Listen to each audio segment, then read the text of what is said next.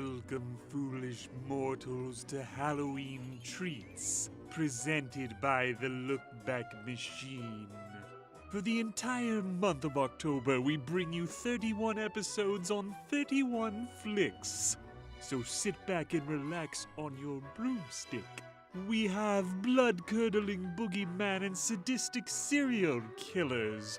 From castles to were-rabbits to spine-chilling spine-tinglers. Oh, but that's not all. It's only a bit. There's also Dahmer, Dracula, and Wallace and Gromit. So turn down the lights and turn up the sound. And ready your heart, for it's about to pound. Because there's Halloween film history abound.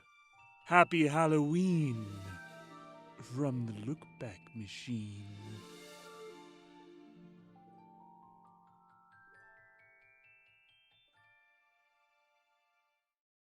When I signed on board, I said, look, I'll make this movie, but as long as it's not called Fear.com.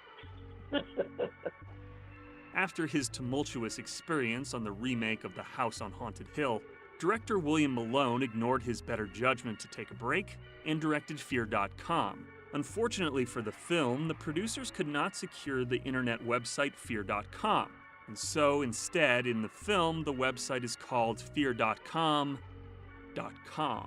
While the film is hailed for its visuals, its script was ravaged by critics. This is the story of Fear.com. Director William Malone. It's one of those movies, generally people either love it or hate it, which I kind of knew when I was making it that was going to be the case.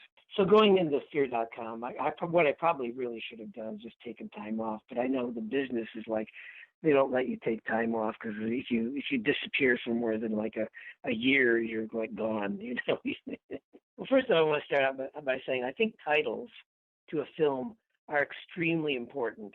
Unfortunately, the producers of the movie did not agree with that concept, and they were sort of had this low-end idea of calling it Fear.com. And when I signed on board, I said, look, I'll make this movie, but as long as it's not called Fear.com. So there you go. You can see where that went. Yeah, and apparently they tried to get the name Fear.com with a dot, just like a website. And somebody had already taken it just for the purpose of selling it to them. And so the producers didn't want to pay for it. And so that's how it wound up with the stupid, that name. And it shouldn't have been called that anyway, because I think that a lot of the way people feel about the film is the terrible title. It's just an awful title. It was shot in the main quarters of Luxembourg. We shot at a studio, Coat Studio. It really wasn't a studio. It was a rundown steel mill. But it was shot in a steel mill in Luxembourg. And then we shot in around there. I mean, we shot in, I think, France. I think I believe the big place looked like the outside that looked like oil refinery or something it was in I think that was in France. And then we recruited actors from Germany, and it was a multinational film in a way, which was kind of fun. This is one of those classic things where the script was written to be in New York, and the producers went, it looks exactly like New York. I went, Luxembourg looking like New York. I said, I don't think so. So, yeah, anyway. Well, the thing about it is you'll notice my name's nowhere on the script, and that's because I really didn't have much to do with it. It was original draft was done by somebody named Josephine Coyle, who I only met her a couple times. And I feel sorry for her because she got a lot of grief for the script, and there was very little of her writing in it. And I really can't even tell you who wrote the actual screenplay, because it kept getting pages every day. And Actually, through much of the film, I was thinking about quitting, and I didn't, only because I felt I was going to be putting too many people out of business, out of work rather. And and my take on it really was to make something. I thought, maybe I can just make a tone piece out of it, make something that's like just creepy, and that's really all I need to do, and that's really what I kind of set out to do.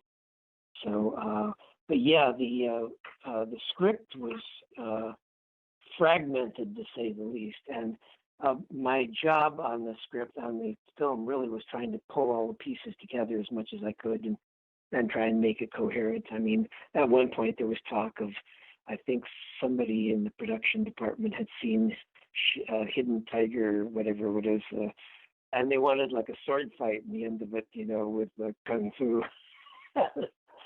And I was getting script pages by the secretaries, and it was just crazy.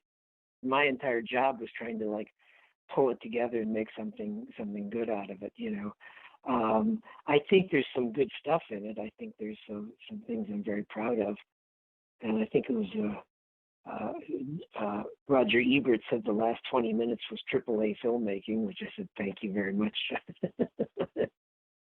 Part of the thing, the reason the film is so like dark, is that I was not in the best headspace at that point, having just made House on Haunted Hill, and all the things that went down on that, and then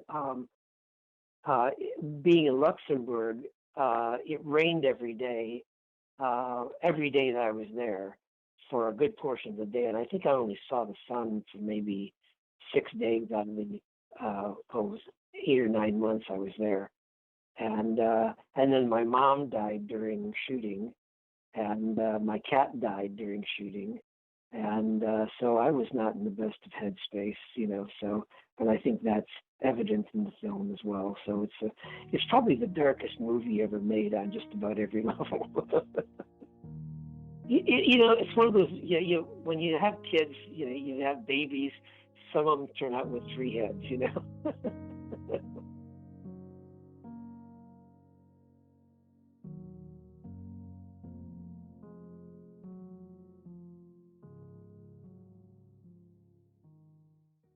Thanks for listening to Halloween Treats, presented by the Lookback Machine.